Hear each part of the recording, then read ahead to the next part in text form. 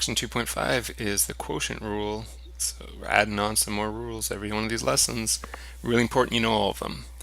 So some rational functions can be simplified to allow the use of the power rule when finding the derivative. So here we have a rational function, and you could simplify this. Do you know how you do it? This is a sum of cubes up here. So you could actually factor the numerator there. You'd end up with x plus 1 times x squared minus x plus 1. And on the bottom you have x plus 1. Well, that's very useful because then these cancel out. So then if you wanted to get the derivative of this, it would be no problem at all. The derivative is equal to, just use the power rule and the difference rule and the sum rule, but basically it's the power rule a bunch of times, and you'll find that the derivative of x squared is 2x, the derivative of x is 1, the derivative of 1, well, that's a constant, so it's 0. So you're done. So that's great when you can do this. But here's the thing, you can't always do that.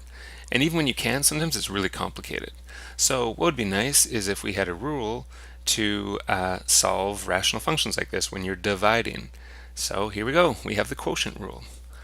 It says if both f and g are differentiable, then so is the quotient, capital F of x equals f of x divided by g of x, and the derivative of capital F is equal to the derivative of f of x times g of x minus f of x times the derivative of g of x. Now I just want to pause here for a second. If I put plus here, what is this exactly what I've written here? This is the product rule. So this is why I gave you the product rule in this order, because then with the quotient rule, all you do is change it to minus. Whoops, sorry. You just change it to minus. But here's the thing, you also need to divide the whole thing by g of x all squared. The other way you could write it, this is again exactly the same meaning as this, it's just the other way to write it, is you take the derivative of f of x, you multiply it by g of x, then you subtract f of x multiplied by the derivative of g of x. You're going to divide all of that by g of x all squared. It means exactly the same thing. Okay, to say that in words, remember we did it in words last time, it's pretty long to say it in words. If you want to write it down, here it is.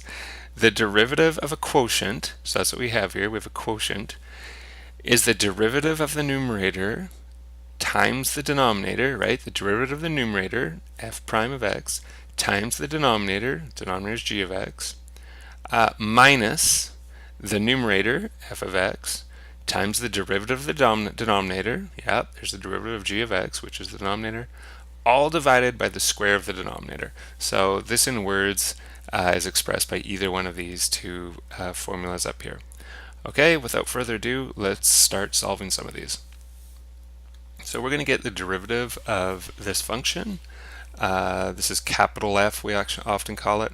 Let's figure out what our f of x is and our g of x. So if we look at our equations up here, f of x is just the numerator, g of x is the denominator. So obviously f of x is x squared plus 2x minus 3, and g of x is x cubed plus 1. You don't need to write this down, right? But if you want to, there you go. So I will write the equation again. The derivative of f of x is equal to f prime of x times g of x minus f of x, g prime of x, all divided by g of x all squared. And let's start plugging in. F prime of x. So you need to take the derivative of this. Well, let's use a power rule here. X squared becomes 2x, and 2x is just 2, and negative 3 is a constant, so that's just 0. We don't even have to put it. We have to multiply that by g of x, which is x cubed plus 1, minus f of x. Well, this is f of x right there, so x squared plus 2x minus 3, and multiplied by the derivative of g. The derivative of this is 3x squared, and the derivative of 1 is just, it's a constant, so it's just 0. You don't need to put that. And then we're going to divide all of that by g of x. Well, g of x is x cubed plus 1, but we need to square all that. Okay, as you can well imagine, we are going to do some distributive property here and as well here. So what do we have now? 2x times x cubed is 2x to the fourth. 2x times 1 is 2x. 2 times x cubed is 2x cubed. 2 times 1 is 2. Take away, I'm going to do it like this for now. I can put this in brackets if we want. 3x squared times x squared is 3x to the fourth. 3x squared times 2x is 6x cubed. 3x squared times negative 3 is negative 9x squared. And let's just leave the denominator like this. Don't expand it. This is often will be the case with the denominator, is you don't expand it. Okay, so let's just do that. Time to combine terms. So we have 2x to the fourth minus 3x to the fourth, which equals negative x to the fourth. X cubed, I have 2x cubed minus 6x cubed, so I have minus 4x cubed. Any x squareds? Yes, this right here. But remember, it's take away negative 9x squared, so it is plus 9x squared. Any x's? Just this one, the 2x, so plus 2x. Any constants? Just this one, the 2. So we have plus 2. All of that is divided by x cubed plus 1 squared. And I believe that is our answer. Done. Okay, here's another one. We have a rational function. Let's figure out what f and g are equal to. F of x if you want, and g of x. You don't have to put the of x. So f of x is obviously root x, but the way you might want to write that, way you probably do want to write that, is you want to write it as x to the 1/2. And g of x is the denominator, so it's 1 plus 2x. Okay, want me to write the formula again? Prime of x is f prime of x gx minus f of x g prime of x all over g of x all squared. There's the quotient rule. Let's start. F prime of x. So we need to take the derivative of this. So using the power rule, we bring the 1/2 down, and then we subtract 1 from 1/2 and get negative 1/2. And we're going to multiply that by g of x, which is just 1 plus 2x. Okay, minus f of x, which is x to the 1/2, multiplied by the derivative of g. Well, the derivative of this is just a constant. It's 0, and the derivative of this is 2. And we're going to divide all of that by the g of x, 1 plus 2x, all squared. Okay, let's simplify this a little bit. So we're going to start by looking at this. And what is going to happen is you only have 1, this first term right here. You have 1 times all this. So we're going to end up with in the numerator is 1 plus 2x. In the denominator, you're going to have that 2. You're also going to have this x. This is a flipping negative, right? So that x is going to go down to the bottom and become x to the 1/2. But x to the 1/2 is the same as root x. And then minus, we have 2 times x to the 1/2. Well, again, that's root x.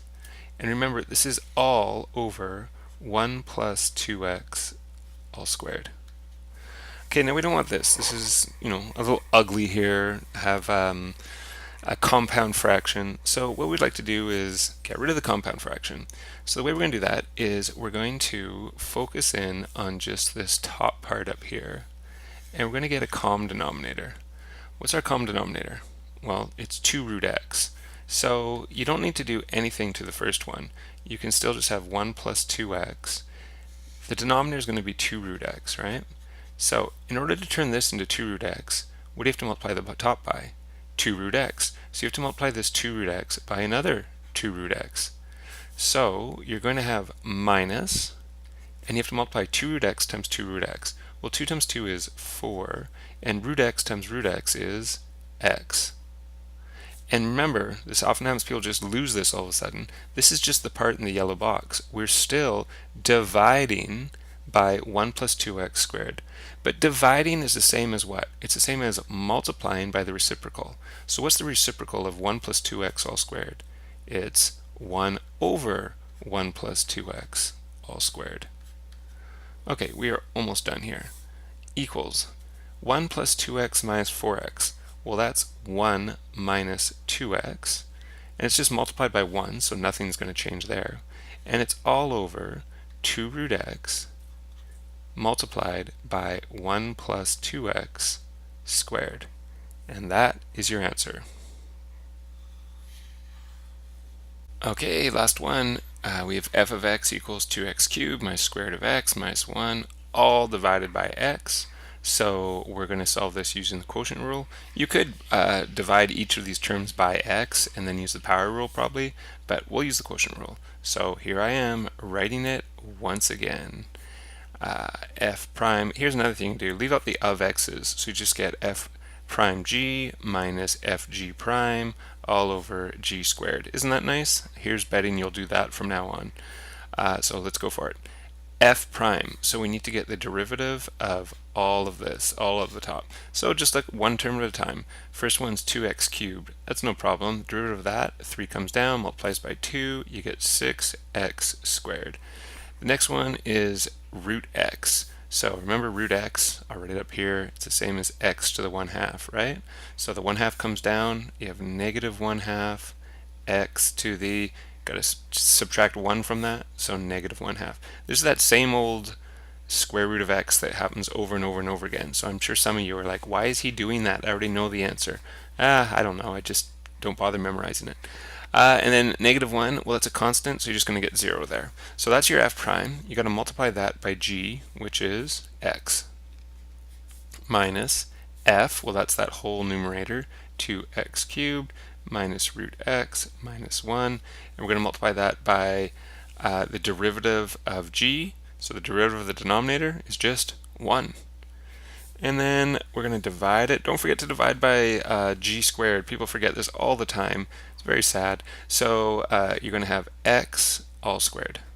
So we can do distributive property here, and you get 6x cubed. X squared times x is x cubed, 6x cubed, minus, now you're going to have 1 times x on the top, and on the bottom you're going to have the 2, and this is a flipping negative. X comes down on the bottom. You have x to the 1/2, but x to the 1/2 is the same as the square root of x, and that's good. Then this is all times 1, so you don't have to change anything, but it is minus all of this. So if you want, think of the distributive property of that minus 1. So all the signs are going to change. You're going to get negative 2x cubed, you're going to get plus root x, and you're going to get plus 1. Again, don't forget, this is all over x squared. Okay, there's a couple things you could do next. You could combine those x cubes. So you have 6x cubed minus 2x cubed, which gives you 4x cubed. Another thing you could do is you could simplify this right here. Because if you have x divided by root x, what does that equal? It equals root x. So you have root x and you still have a 2 on the bottom.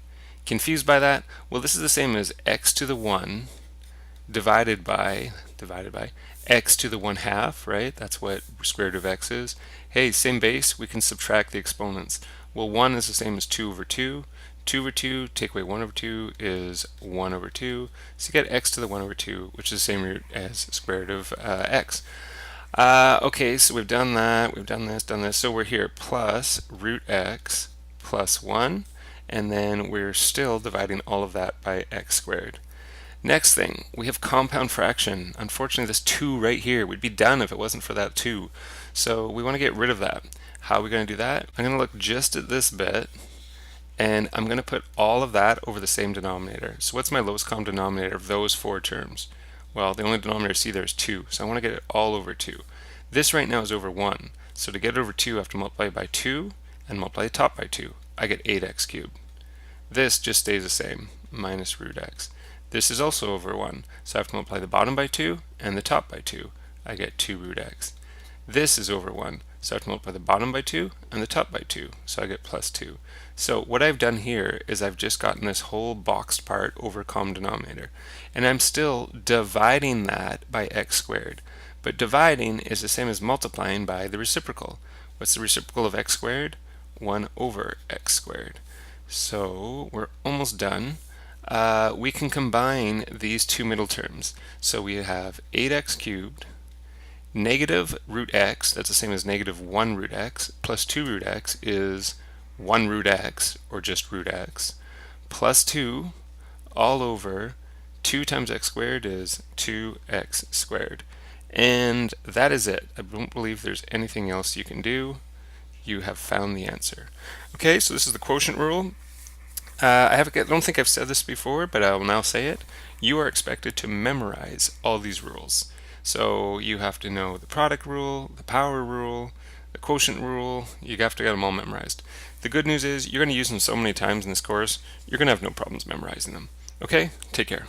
Don't you know that?